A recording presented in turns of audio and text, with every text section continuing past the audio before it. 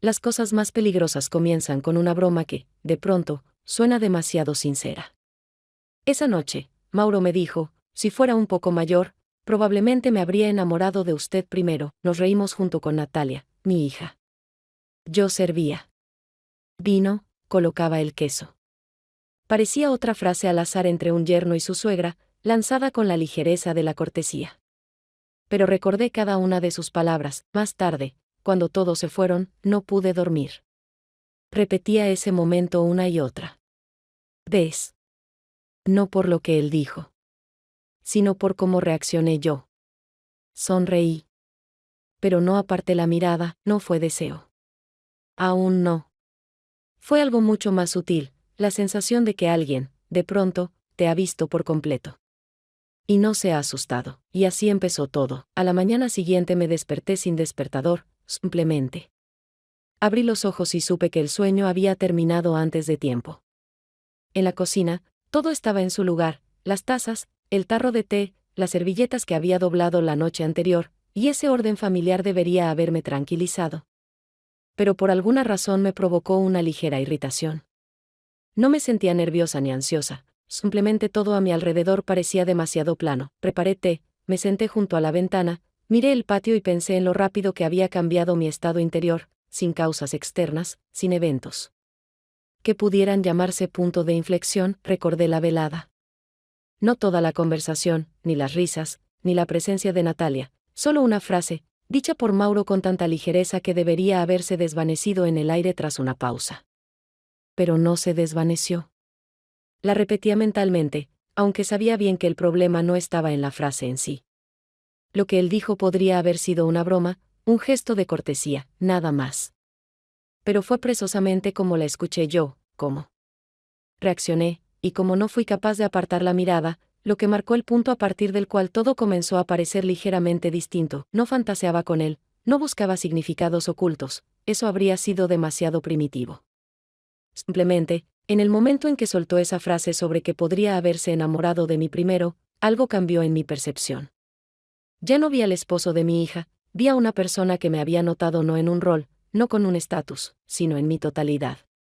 Sin contexto, sin capas protectoras. Y no se trataba de deseo, ni de coqueteo, se trataba de una atención que no deja espacio para el autoengaño. Durante el día intenté mantenerme en movimiento, tareas, compras, limpieza, todo eso que normalmente me ayudaba a desconectar. Esta vez funcionaba peor. No pensaba en él directamente, pero cada pequeña cosa del día me lo recordaba de forma lateral, una frase en la radio, el aroma del café, el movimiento del agua en la taza. No eran recuerdos ni fantasías, eran reacciones que venían a mí sin previo aviso. Sabía que aún no era un sentimiento. Pero ya era presencia. Al atardecer, Natalia mencionó que Mauro se había ido temprano al trabajo, lo dijo al pasar, abriendo la nevera, sin siquiera mirarme. La escuché en silencio, pero ese detalle doméstico me tocó más de lo que debería.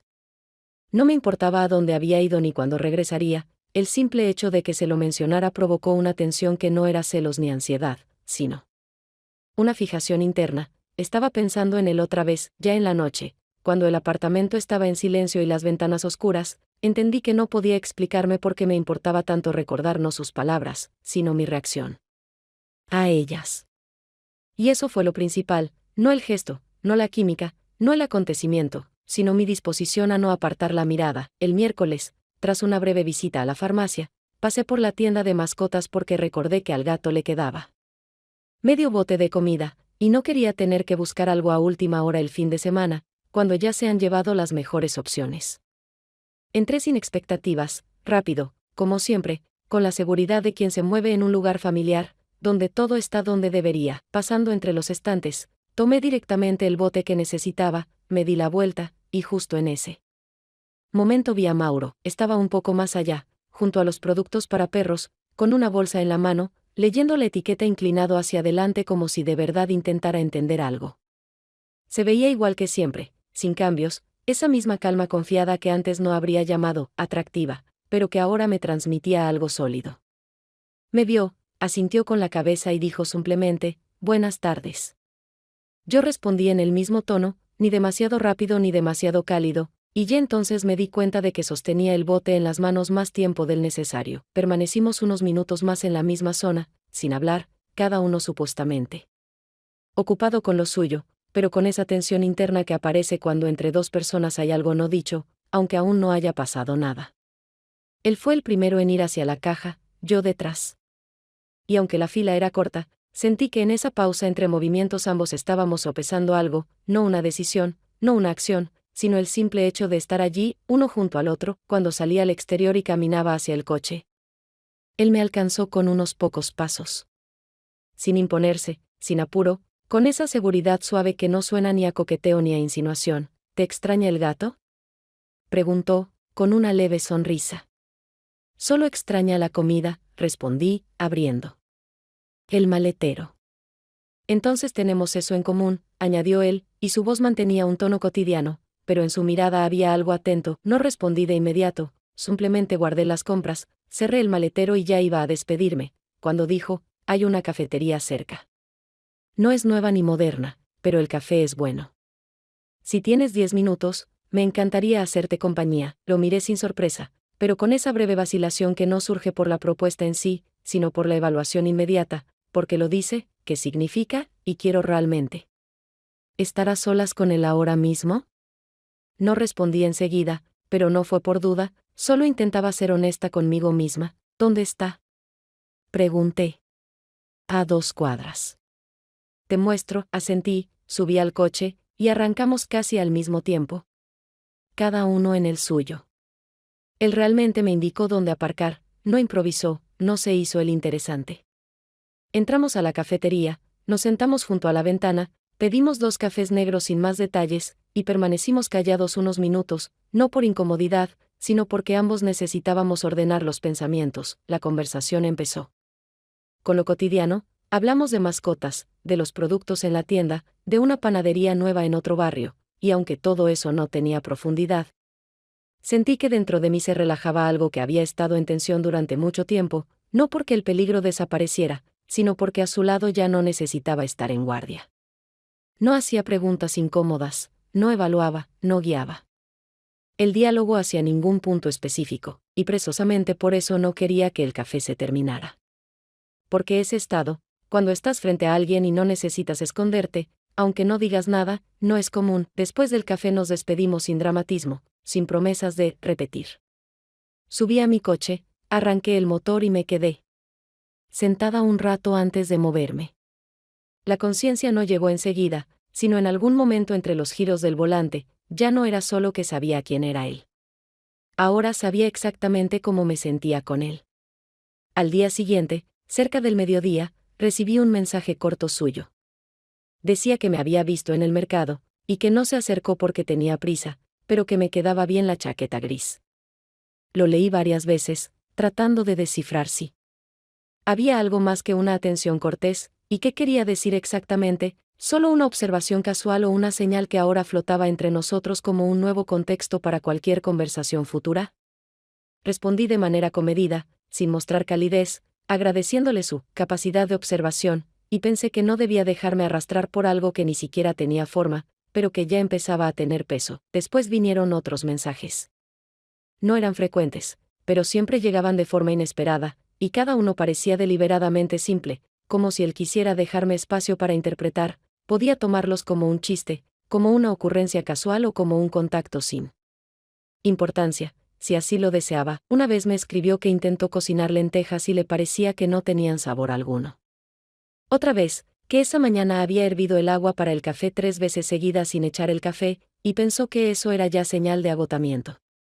Yo contestaba de forma lacónica, sin emociones, y siempre con retraso, esperaba 1 hora. O más a propósito, aunque en realidad miraba el teléfono en cuanto llegaba algo nuevo de él. Con cada nuevo mensaje entendía que eso era lo que me hacía falta, un intercambio informal y aparentemente sin compromiso, pero al mismo tiempo demasiado intencional como para seguir siendo casual, y aunque entre nosotros aún no había pasado nada, salvo un par de encuentros breves y unas líneas de texto, sentía que dentro de mí se abría una nueva realidad, como si el espacio en el que vivía se hubiera expandido a otra dimensión, invisible para los demás, pero en la que yo empezaba a habitar cada vez más seguido. Cada vez que el teléfono permanecía en silencio durante un día o más, me repetía que era lo correcto, que él había recapacitado, que se concentraba en su familia, en su hija, en la vida habitual, y que todo volvía a la normalidad, esa que no admite excesos. Pero apenas su avatar volvía a aparecer en pantalla, con un nuevo mensaje, aunque fuera sin emociones, sin contexto, sin aparente sentido, algo en mi pecho se desplazaba, y ya no podía fingir que no significaba nada para mí, no era amor. No tenía esa ligereza entusiasta que acompaña a los comienzos. Era algo mucho más callado, más profundo y más incierto, y por eso mismo, más peligroso. Una vez estuve a punto de no contestar. Borré el mensaje antes de leerlo por completo. Luego apagué el teléfono, me puse a ordenar los cajones de la cocina, clasificar frascos con hierbas, separar especias.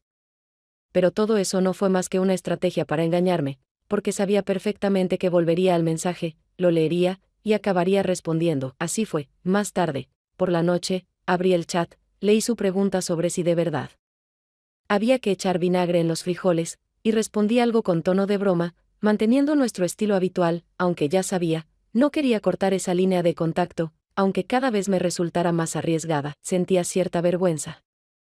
Pero no por el contenido de nuestras conversaciones, no había nada explícito. Nada que pudiera interpretarse de forma inequívoca, sino por el hecho de que esperaba sus palabras más que las de mis propios allegados. No era coqueteo, ni juego, ni un intento de llenar un vacío.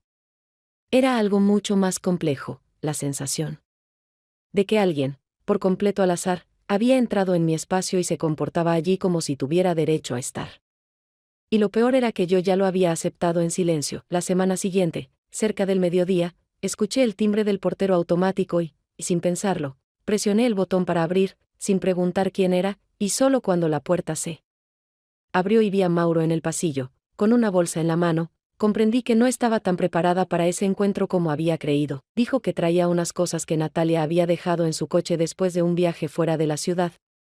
Y mirando hacia la habitación, preguntó si ella estaba en casa. Le respondí que no, que había salido a clase y que regresaría más tarde, y ya iba a sugerirle que dejara todo en el pasillo, pero no lo hice, solo me hice a un lado y con un gesto lo invité a pasar a la cocina, al mismo espacio donde la última vez habíamos estado los tres juntos. No hablamos de nada importante, yo me puse a ordenar una lata con bolsitas de té. Aunque no tenía sentido hacerlo, y él se acercó al fregadero, llenó un vaso con agua y bebió unos sorbos lentamente, como si necesitara ganar tiempo. Yo entendía que estaba en un momento que tenía todos los signos de la vida cotidiana. Pero dentro de él surgía algo muy nítido, la presencia de una persona que para ti ya es un punto de no retorno, aunque aún no lo reconozcas en voz alta. Cuando por fin me giré desde el estante, intentando distraerme con cualquier otra cosa, y alcé la vista hacia él, vi que me miraba directamente, sin esconderse y sin disimular su curiosidad. Su mirada no era insistente ni atrevida, más bien precisa y atenta, como si analizara no mi apariencia, sino mi mera presencia. En ese momento sentí que no quería darme la vuelta ni salir de la habitación, y que por primera vez en mucho tiempo me daba igual lo que proyectaba, me daba igual cómo lucía mi piel, mi peinado o mi ropa, porque entre nosotros ya no había azar, y hasta el silencio se había convertido en una forma de reciprocidad. No dio ningún paso hacia mí, no insinuó nada, y sin embargo, yo sabía que si me quedaba en esa cocina 5 minutos más, algo ocurriría para lo que aún no estaba preparada. Dije que el té ya se había enfriado, y como al pasar, ofrecí preparar uno nuevo, aunque ni él ni yo necesitábamos té, solo era un intento de darme un minuto más, para adaptarme a lo que ya se había salido de control. Él miró el reloj y dijo que tenía que irse, que llegaba tarde a una reunión, y yo simplemente asentí, sin hacer más preguntas, sin ofrecerle nada para llevar. Cuando salió y la puerta se cerró, no sentí alivio, ni me quedé en el lugar reflexionando, solo aparté la lata de té. Y comencé a limpiar la encimera, que ya estaba limpia, pero necesitaba hacer algo con las manos, para no permitirle a mi cuerpo quedarse inmóvil en un espacio que ahora ya tenía otra huella emocional. Sabía que su visita no tenía como objetivo verme, y al mismo tiempo entendía que, si realmente no hubiese querido, podría haber entregado las cosas de otra forma, sin esperar a que fuera yo quien abriera la puerta. Lo más importante no fue lo que ocurrió en esa cocina, sino lo que no ocurrió, porque eso era lo que verdaderamente pesaba. El viernes, hacia el final de la tarde, Natalia se me acercó en la cocina y me dijo que Mauro iba a pasar, porque había olvidado algunas cosas que se quedaron en su lugar después de la última vez que se vieron. Ni siquiera intentó precisar cuándo llegaría, simplemente dejó una bolsa en el estante y se fue a su habitación, sin cerrar la puerta, pero tampoco mostrando interés en hablar con nadie. En las últimas semanas, algo entre ellos había cambiado por completo, y aunque todavía intercambiaban mensajes, se organizaban respecto al perro o alguna cosa pendiente, ya no había nada que pareciera una relación. Ella no preguntaba cómo estaba él, y él no intentaba hablar cara a cara. Vivían separados, ella conmigo, él a veces aquí, a veces probablemente en su propio espacio, aunque incluso su lugar ya sonaba impreciso. Cuando sonó el timbre, yo ya lo esperaba, no con ansiedad, no con nervios, sino con esa concentración interna que aparece cuando una situación está a punto de transformarse en otra cosa. Abrí la puerta, él tenía las llaves, unos documentos, y dijo: «Esto es todo», con una mirada que se detuvo en mí un segundo más de lo necesario, como si evaluara si debía decir algo más. Le ofrecí pasar unos minutos. Porque el té acababa de hacerse y sería extraño cerrar la puerta así como así. Demasiado quedó sin decir en el aire. Entró y fue directo a la cocina, como lo había hecho tantas veces antes, solo que ahora ya no como yerno, no como parte de la familia, sino como alguien ajeno, alguien que vuelve a un territorio que ya no le pertenece, pero al que, por ahora, aún puede entrar. Coloqué las tazas, le dije que Natalia no estaba, y él solo asintió, sin preguntar nada.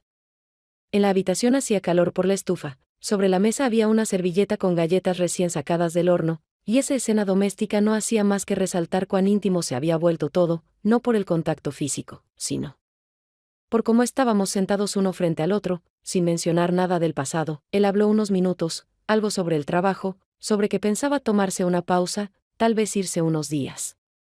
Yo lo escuchaba sin interrumpir, porque todas sus palabras no eran realmente sobre el trabajo ni sobre el viaje, eran solo un modo de quedarse en la habitación, de decir algo que aún no se atrevía a decir en voz alta. Guardábamos silencio, cada uno con su taza en las manos, como si buscáramos en ese calor una excusa para no hablar, pero ya no hacía falta justificar el silencio, cuando de pronto se levantó, sin alejarse de la mesa, y se inclinó hacia mí. No bruscamente, no demasiado cerca, pero con esa pausa en la que uno puede apartarse. Yo no me moví.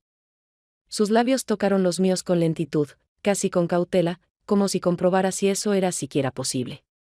No respondí enseguida, pero tampoco lo detuve, no me alejé, no me puse de pie, simplemente permití que ese momento existiera el tiempo que durara. No fue un episodio de pasión, no hubo nada abrupto, ni siquiera ternura en exceso, fue como una pausa entre palabras que ya se habían dicho en silencio. Y cuando se apartó, sin decir nada, sin preguntar qué significaba, yo tampoco busqué una respuesta. Se fue enseguida, dejó la taza a medio terminar y no miró atrás al cerrar la puerta. Me quedé sentada en la cocina, no sorprendida, no en shock, sino en un estado muy extraño de aceptación interna. Nada en mí protestaba, nada celebraba. Simplemente ocurrió lo que ya venía avanzando desde hacía tiempo. No sabía si se repetiría, no sabía qué sentía él, pero una cosa era clara: el punto de no retorno ya había quedado atrás. A la mañana siguiente me desperté temprano, sin sentir ni cansancio ni calma, sino una concentración particular, de esas que se tienen justo antes de una decisión importante. Aunque por fuera todo se viera como siempre, preparé té, encendí la cocina, hice el desayuno, revisé los mensajes en el teléfono y hojeé las noticias sin leer realmente ninguna. Mis movimientos eran precisos, seguros, incluso me apuré más de lo necesario, y desde fuera podría parecer que estaba de buen humor, pero por dentro todo era distinto. No había pánico, no había dudas. Pero tampoco vacío, solo algo que había cambiado tan profundamente que aún no lograba adaptarme a este nuevo estado. Hacía todo como si supiera de antemano que no tenía derecho a permitirme el lujo de las emociones, no por miedo a ser descubierta, sino porque las emociones son lo que más fácilmente delata lo interno antes de que una misma esté lista para admitirlo. Lavé el suelo, ordené ropa vieja en el armario, saqué la basura, llamé a una vecina para concretar un encuentro el fin de semana, y todo ese tiempo intenté no volver, ni siquiera en pensamiento, a lo que había ocurrido la noche anterior. Pero cuanto más realizaba esas tareas sencillas en silencio, más claro me quedaba: el beso no había sido casual, no fue un error, no fue un impulso emocional, al contrario, fue una continuación nítida de algo que llevaba tiempo gestándose entre nosotros, y evitarlo sería mentirme a mí misma. Después del almuerzo, Natalia mencionó de pasada que Mauro había vuelto a llegar tarde, lo dijo como algo rutinario, sin ningún tono oculto, y yo solo asentí, como si hubiera escuchado pero no le diera importancia. aunque en realidad, algo dentro de mí se estremeció, no por celos, ni por vergüenza, sino porque su voz, tan tranquila y segura, me recordó que aún compartíamos el mismo espacio, y que, a pesar de toda la cautela, yo ya no era la misma persona que ella conocía. No hice preguntas, aunque en mi imaginación surgieron de inmediato posibles escenarios de esa noche, donde había estado él, qué había sentido, si había pensado en mí, si había intentado detenerse, pero sofocaba esos pensamientos rápido, porque me llevaban a un lugar que requería responsabilidad, no fantasía. Por la tarde, mientras preparaba la cena, mi teléfono se iluminó con un nuevo mensaje, era él. Lo abrí sin expectativa, sin sobresalto, y leí una frase breve, lo que pasó no fue una casualidad. Pero no quiero destruirlo todo a mi alrededor. La leí varias veces antes de responder, no porque no supiera qué decir, sino porque sabía que debía decirlo con precisión, sin ilusiones, sin juego, sin exageraciones. Escribí, yo tampoco. Pero ya no soy la misma. Y al enviar el mensaje no sentí alivio, sino claridad, esa que llega después de una decisión importante, cuando entiendes que ya no te aferras a la versión anterior de ti misma, la que ponía todo en orden y solo actuaba desde posiciones seguras. Esa noche no pude dormir durante horas, no por nervios, ni por vergüenza, ni por miedo. Simplemente me quedé acostada en la oscuridad, mirando el techo, y por primera vez no sentí la necesidad de justificar ante mí misma ninguna de mis decisiones. No sabía qué vendría después, ni intentaba adivinarlo, pero entendía con absoluta certeza que lo que había empezado entre nosotros ya no podía llamarse casualidad, coqueteo ni error emocional, se había vuelto parte de mi vida, aunque no tuviera nombre, y por eso ya no podía vivir como si nada hubiera cambiado. Después de su beso, esperé mucho tiempo a que todo volviera a la normalidad. Que hiciéramos como si nada hubiera pasado. Que aquello quedara como una excepción, un accidente, un impulso torpe causado por la soledad, el cansancio, la tensión. Pero pasaron los días y nada se borraba. Al contrario, cada acto cotidiano me recordaba que ahora vivía con un nuevo conocimiento sobre mí misma. No nos escribíamos nada salvo frases breves, prácticas. Pero incluso en esos mensajes había algo distinto. Llevaban implícito un subtexto. No en el contenido, sino en el mero hecho de existir. Una vez me escribió, voy a pasar por tu barrio, ¿puedo llevarte un café? Era tan cotidiano que no debería significar nada. Pero leí ese mensaje 3 veces. Y en vez de contestar de inmediato, simplemente cerré el teléfono y lo dejé a un lado. Días después, fui yo quien escribió, si todavía quieres ese café, no me opongo. Él respondió con una dirección. No estaba en la ciudad. Miré el mapa y pensé que quedaba demasiado lejos para llamarlo casualidad.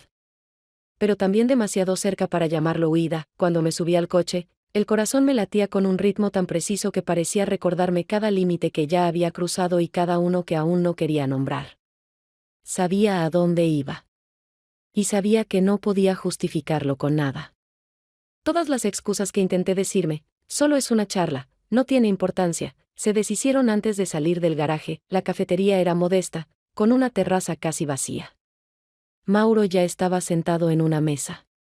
Al verme, se levantó, no para impresionar, no por cortesía, sino por respeto, el mismo que siempre tenía sin necesidad de grandes gestos. Me senté frente a él sin decir nada. Preguntó qué quería tomar. Le dije, lo mismo que tú. Era más fácil que decidir. La conversación fluyó lentamente. Hablaba con calma, pero con una tensión contenida. Algo sobre el perro que se llevó Natalia, algo sobre sus noches sin dormir. Yo no respondía enseguida, me daba cuenta de que cada frase suya no la escuchaba como información, sino como una razón para quedarme un minuto más. En un momento apoyó la mano en el borde de la mesa, como por descuido. Vi que no se atrevía a acercarla más, solo la dejó ahí, cerca. Y esa indecisión era más honesta que cualquier gesto directo. Sentí un frío súbito, luego calor. Quise que me tocara. Y al mismo tiempo, sentí que no tenía derecho a quererlo. Imaginé cómo se vería esa escena desde fuera, una mujer sentada en una terraza con el hombre de su hija, sin hacer nada por detenerlo. Y me dolió, no por el juicio ajeno, sino porque ya no podía convencerme de que esa no era mi historia. Él movió su silla un poco más cerca, y yo no me aparté. No sentí eso como una invasión, sino como la confirmación de que ya no me escondía. Y no iba a poder volver a hacerlo. Hablamos unos minutos más, pero ya no escuchábamos nada. Cada palabra era solo ruido, detrás del cual había una sola certeza: habíamos cruzado una línea, pero aún no habíamos caído. Y eso daba más miedo que si ya lo hubiéramos hecho. Luego dije que debía irme. Él asintió. No le dejé acompañarme al coche. Manejé sola, sin música, con la ventana abierta, como si así pudiera ventilar la conciencia. Pero lo más aterrador no era la culpa. Lo más aterrador era saber que quería repetirlo. Y que ya no sabía cómo vivir sin esa sensación. La semana siguiente, el mismo día en que planeaba terminar algunas tareas pendientes y no salir de casa sin necesidad, Natalia regresó de una reunión algo tensa, no molesta, no triste, sino más bien concentrada en algo que aún no tenía forma de palabras, pero que ya exigía la presencia de otro para poder ser pronunciado.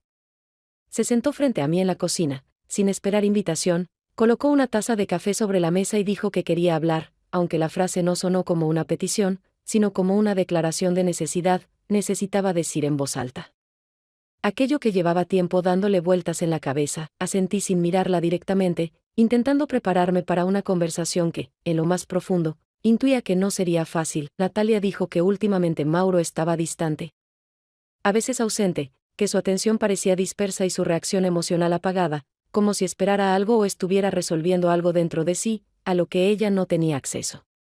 No se quejaba ni lo acusaba, su tono era firme, reflexivo, como el de alguien que no quiere perder el vínculo, pero que ya se prepara interiormente para aceptar que la pérdida no es una catástrofe, sino una forma de ver la realidad tal como es. Dijo que creía que él ya no estaba presente, no físicamente, sino internamente, y que quizás había algo que ella no veía, pero que ya afectaba su cercanía. La escuché en silencio, sosteniendo mi taza de té sin hacer ningún movimiento.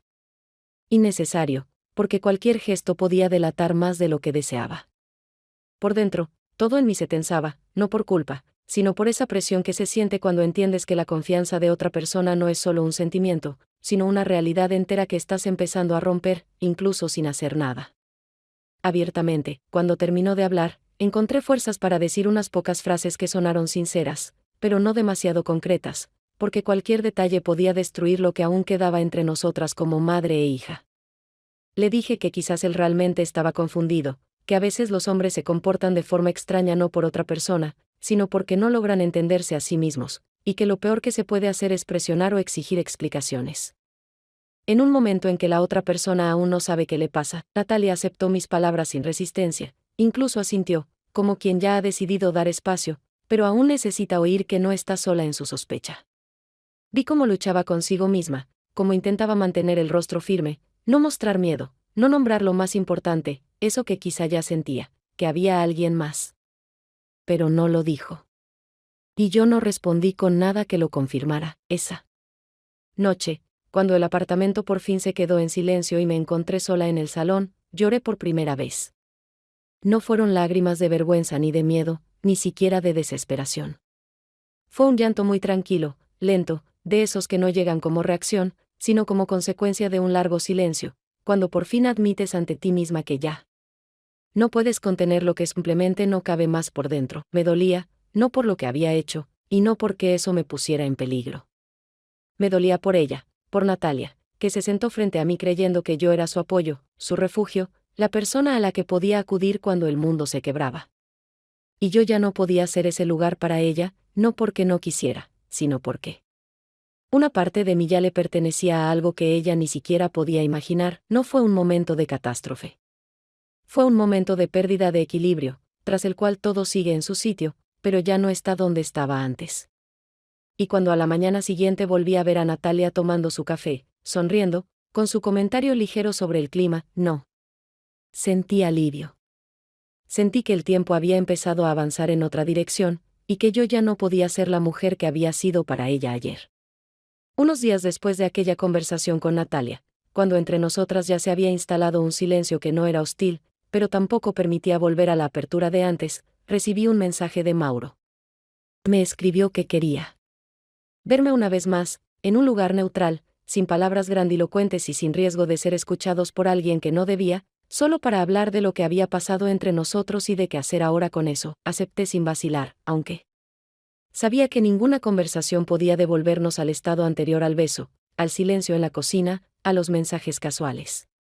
Porque ya habíamos cruzado una línea que no se cruza dos veces, y lo único que quedaba era intentar reconocer con honestidad quiénes éramos ahora. Nos encontramos en una cafetería cerca de la estación de tren, un lugar donde la gente cambia constantemente, donde no hay rostros familiares y donde se puede hablar de cosas íntimas como si se discutiera una conexión ferroviaria. Mauro estaba tenso, pero contenido, y sus primeras palabras fueron simples, sin adornos. Dijo que quería irse unos días, no para esconderse ni huir, sino para estar lejos de todo, incluyéndome, porque empezaba a perderse en lo que era correcto para él y lo que era simplemente un deseo fuerte de estar con alguien que lo veía como hacía tiempo no se veía a sí mismo. No lo interrumpí. No hice preguntas, no intenté retenerlo, porque entendía que no buscaba permiso ni esperaba resistencia. Hablaba porque ya no podía callar. Dijo que no sabía si esto era amor o una fuga de algo más profundo, de la rutina, de la responsabilidad, del miedo a ser común. Hablaba con sinceridad, sin intentar parecer mejor de lo que era, y por eso lo escuché sin enojo, sin reproche, solo con esa misma forma de respeto con la que se escucha a alguien que, por fin, se atreve a decir la verdad. Asentí y le dije que lo entendía, aunque esa palabra se quedaba corta para todo lo que pasaba dentro de mí en ese momento. No le pedí que se quedara, no dije que me dolería, no le recordé todo lo que ya había pasado entre nosotros. Simplemente me senté frente a él, sabiendo que aquello que comenzó con una mirada, con una reacción, con un silencio aparentemente inocente, ahora terminaba con palabras. Y esas palabras no lo rompían todo, pero sí marcaban un cierre. Cuando se levantó, se puso la chaqueta y apoyó las manos en el respaldo de la silla como si quisiera quedarse un minuto más. No sentí pérdida, ni vacío, sino una conciencia muy clara de que entre mí y el mundo se había abierto una fisura. No era dramática, no me destrozaba por dentro, pero yo sabía que ya no podría volver al estado en el que cada día era igual, donde se podían apagar los sentimientos a voluntad, donde el cuerpo era solo cuerpo, y no algo que reacciona al tacto, a la voz, o incluso al silencio de otra persona. Cuando volví a casa, caminé despacio, sin apuro hacia el metro ni hacia la parada, porque sabía que lo que había ocurrido seguiría dentro de mí por mucho tiempo, no como recuerdo, sino como cambio en la estructura misma de quién soy. Recordé cómo empezó todo, con una broma ligera, una mirada que se detuvo, una sonrisa que no fue solo cortesía, y entendí que esas cosas no pasan sin dejar rastro. Aunque no tengan continuación, dejan marca, cambian el rumbo, obligan a repensar la propia capacidad de ser honesta con una misma. Esa noche, ya en casa, apagué el teléfono. No porque esperara un mensaje, sino porque no quería nada nuevo. Me preparé una cena ligera, me senté junto a la ventana, observé durante unos minutos el patio oscuro y, por fin, me permití pensar no en él, no en nosotros, no en las consecuencias, sino simplemente en mí misma. En una mujer que se permitió estar viva donde otros solo se aferran a la forma, y en eso no había victoria. Pero tampoco derrota. Solo silencio. Y ese era el mayor miedo. Aproximadamente una semana después de que Mauro se fue, empecé a quedarme más en casa los fines de semana. No por cansancio ni por falta de planes, sino por una especie de pausa interior que no se parecía a la depresión ni a la apatía, pero sí a ese estado en que todos los estímulos externos parecen apagados y uno observa su propia vida como si fuera la de otra persona, sin mucho interés. Fue justo en ese periodo cuando Fernando, el hombre con quien, antes de todo esto, solía verme de vez en cuando y que había formado parte de mi vida de forma muy tranquila y estable, me propuso que nos encontráramos. Dijo que extrañaba nuestras tardes en la terraza, que tenía un vino esperando la ocasión adecuada.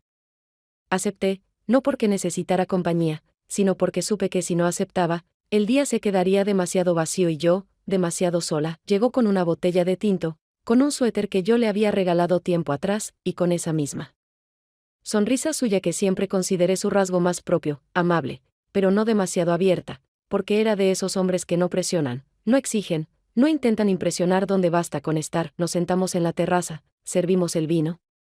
Puse galletas caseras sobre la mesa.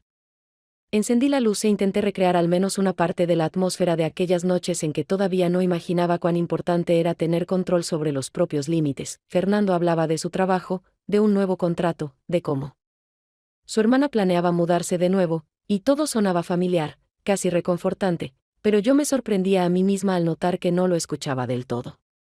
No porque no quisiera, sino porque ya no tenía dentro de mí la capacidad de estar completamente presente. En un momento, se quedó en silencio, me miró con más atención y preguntó en voz baja, casi sin tono, ¿dónde estás? Aparté la mirada, tomé un sorbo de vino y respondí, aquí. Aunque los dos sabíamos que no era verdad. Y en esa mentira había más sinceridad de la que me podía permitir decir en voz alta. No volvimos a esa frase. No analizamos qué significaba, no buscamos explicaciones. Y tal vez por eso pude seguir estando a su lado un rato más, sin sentir culpa, pero sabiendo con total claridad que dentro de mí ya no quedaba espacio para nadie más. Su contacto, ligero, respetuoso, como siempre, no me generó rechazo, pero tampoco me tocó de verdad. Cuando puso su mano sobre la mía, no sentí ni calor ni incomodidad.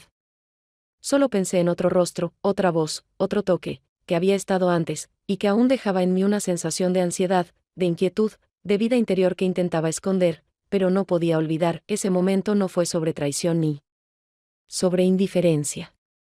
Fue sobre la ruptura entre cuerpo y conciencia, entre acto y sensación. Sobre esa verdad incómoda que no tiene una explicación clara, porque aún existe en un estado de proceso. No quería herir a Fernando, no quería ser descortés, no quería alejarlo.